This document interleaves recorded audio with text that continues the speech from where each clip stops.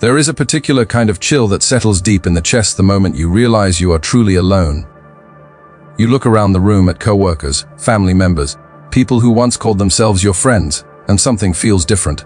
The smiles are there, but they don't reach the eyes. Conversations pause when you enter.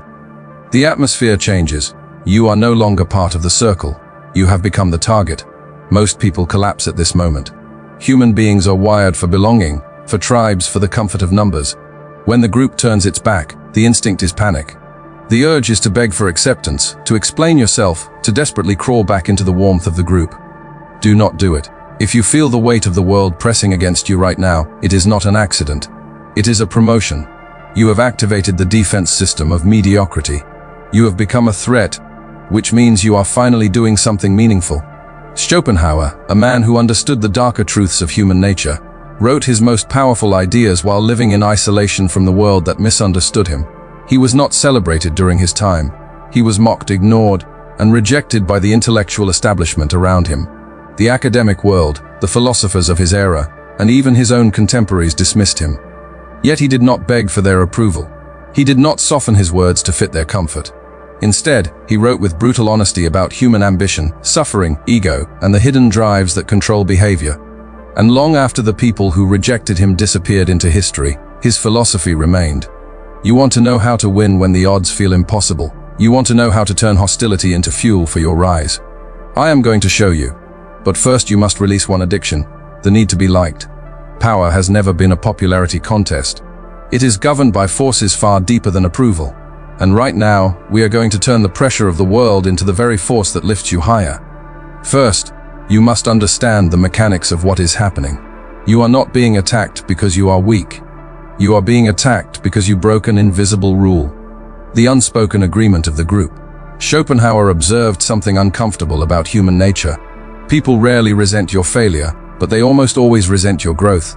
When you begin improving your life, fixing your finances, sharpening your mind, strengthening your body, you become a mirror. And that mirror reflects the stagnation of everyone around you. Your discipline exposes their laziness. Your ambition exposes their excuses. Your progress exposes their comfort. They are not angry at you personally. They are angry at the light you are shining on their own inaction. This is the crab bucket mentality. When a crab tries to escape a bucket, the others do not celebrate. They grab its legs and drag it back down. If it keeps trying, they tear it apart. You are that crab climbing upward. And the mistake you are making is trying to explain yourself to the crabs. You are trying to justify your goals. You are trying to make them understand your vision. You believe that if they simply understood your intentions, they would support you. Stop, they already understand. That is exactly why they resist you. If you want to win, you must stop interpreting their resistance as a tragedy. Instead, treat it as confirmation. If you were moving in the wrong direction, they would feel comfortable around you. The discomfort you create proves you are stepping outside the average path. Friction is the cost of velocity. You cannot carry everyone with you. The herd always moves at the pace of the slowest member. A predator moves at the pace of hunger. You must decide which one you are. When the world turns against you, the natural instinct is to defend yourself, to argue, to correct lies, to protect your reputation. This is the trap. The moment you argue with a crowd, you give them power. You prove their opinions have the ability to disturb your inner balance. You pour energy into a void that will never be satisfied. Schopenhauer understood something critical about human behavior. The majority thrives on reaction. Conflict feeds attention, and attention feeds hostility. So the smartest move is often the most unsettling one. Silence. When you are surrounded by opposition, remove the target. Withdraw your reactions, your explanations, your emotional responses. Become a ghost. When you stop feeding the fire, something interesting happens. Gossip runs out of oxygen. Drama collapses without reaction. People who were united against you begin turning on each other. And while you are silent, you are not idle. You are building. Silence also creates mystery. Imagine the psychological tension created when someone attacks you and receives nothing in return. No anger, no defense, no emotional response, just calm absence. Suddenly the doubt shifts from you to them. They begin wondering what you are doing behind the scenes, what you know, what you are preparing. Isolation becomes your training ground. When you are stripped of support, you stop depending on validation. There is no one left to applaud you, no one left to reassure you. You are forced to build something far stronger. Self-generated power. Look at the story of Curtis Jackson, better known as 50 Cent. After surviving being shot multiple times and facing rejection from nearly every label in the industry, he disappeared from the spotlight. But he was not resting. He was recording relentlessly, creating mixtapes, flooding the streets with music, building a fan base directly from the ground up. By the time the industry realized he had returned, he already owned the moment. Exile locked him in a room with his potential. If life has isolated you, understand something powerful. You have been given uninterrupted access to your own evolution. Do not emerge from that room until you have transformed. Of course, there will be situations where you cannot disappear.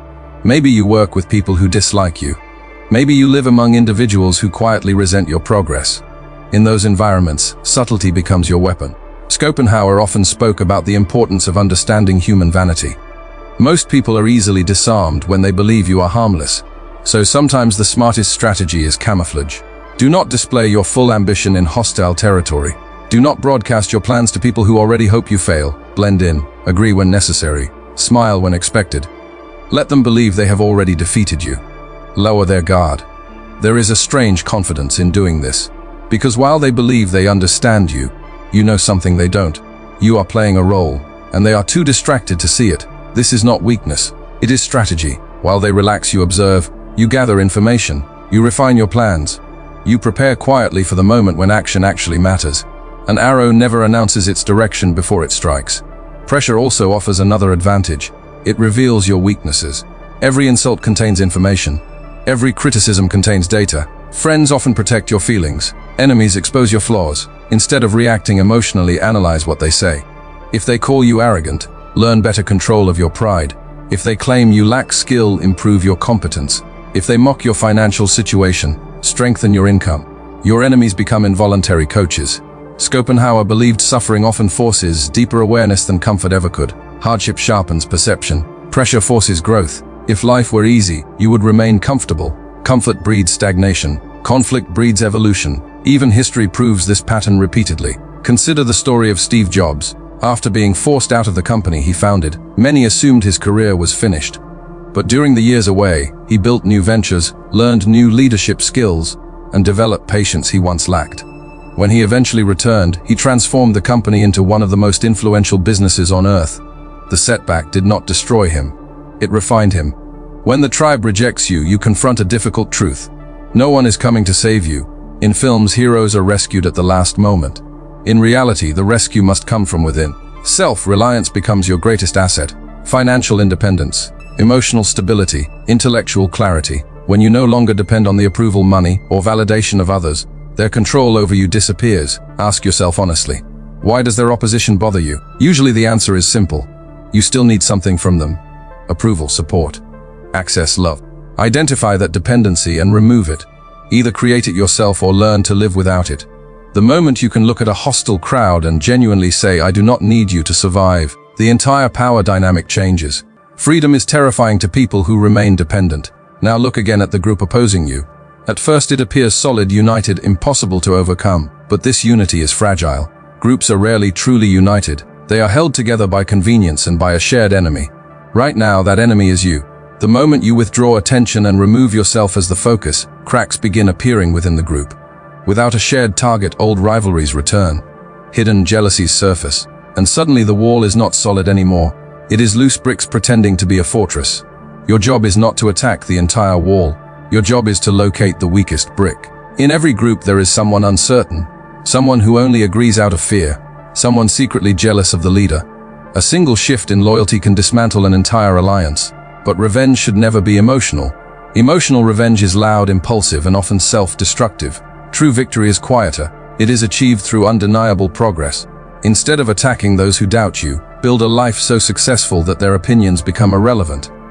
While they complain about their routines, you improve your skills. While they repeat the same habits every week, you invest in your future. While they gossip, you create. This is long-term strategy. The difference between ordinary people and extraordinary ones is often a few years of focused effort. 12 months of disciplined work can change your entire trajectory. Imagine returning a year later transformed, stronger body, sharper mind, better financial position, greater emotional control. And when you encounter the same people who doubted you, you treat them with calm politeness. No anger, no bitterness, just indifference. That quiet indifference often hurts more than any insult ever could. because it proves something undeniable. They never had the power to stop you. Finally, there is one last shift you must make internally. Stop wishing the journey were easier. Stop wishing people were kinder. Instead, embrace the resistance. Schopenhauer believed suffering is woven into the fabric of existence. But suffering can also be shaped into strength by those willing to face it directly. Resistance creates lift. A plane cannot rise without opposing wind. Your critics are that wind. Every doubt they express becomes motivation. Every exclusion becomes time for focused work. Every betrayal becomes a lesson in human nature. Viewed from this perspective, your enemies are unintentionally helping you evolve. They believe they are slowing you down, but in reality they are sharpening you, and eventually the situation will change. When success becomes visible, some of the same people who rejected you will attempt to return. They will claim they always believed in you. They will rewrite the past. This is the final test. You can forgive them, but you must remember the lesson. Access to your life is a privilege. Those who supported you during the difficult years deserve loyalty. Those who tried to bury you should remain outside the gates. You are not being cruel. You are protecting the peace you fought to build. Winning when everyone stands against you is not a tragedy. It is an initiation. Life is asking one question. Do you believe in yourself enough to stand alone? Most people answer no. They return to the herd and disappear into mediocrity.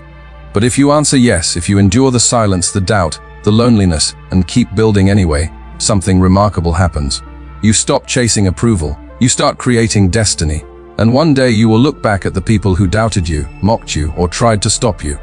They will appear small, not because you hate them, but because you finally outgrew the crowd, and that is the only victory that truly matters.